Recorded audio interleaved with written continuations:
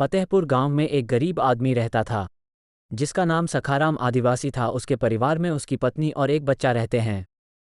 उसको घर में खाने के लिए कुछ भी नहीं था। अपना जीवन यापन करने के लिए सूखी लकड़ियों को काटकर और उनको बेचता है।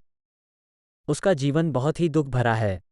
वह अपने बच्चों को शहर के स्कूल में पढ़ाना चाहता था, लेकिन उससे सभी गांव वाले और स्कूल घृणा करते थे। सखाराम का बेटा दीपक बहुत ही मेहनती लड़का है। दीपक की मां की तबीयत हमेशा खराब रहती थी।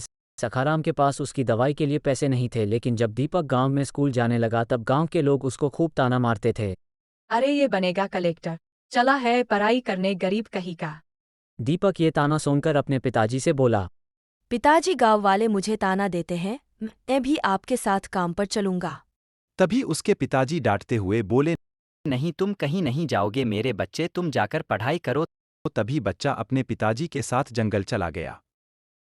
उसके पिताजी जैसे ही जंगल पहुंचे तभी उनका पैर फिसल गया और वह नीचे गिर गए और उनका पैर टूट गया। अब दीपक के पास और समस्या बढ़ गई।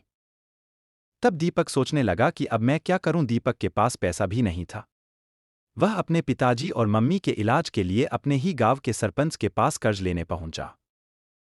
तभी सरपंच ने उसकी बेइज्जती करते हुए बोला, तुम नीच जाति के हो, तुमको पैसा कैसे दूं? तुम कहाँ से मेरा पैसा वापस करोगे? तुम तो जन्म से ही भिखारी हो, चल निकल यहाँ से भिखारी। यह सुनकर दीपक अपने घर आता है और बैठकर रोने लगता है। उसको समझ में नहीं आ रहा था कि क्या करूं।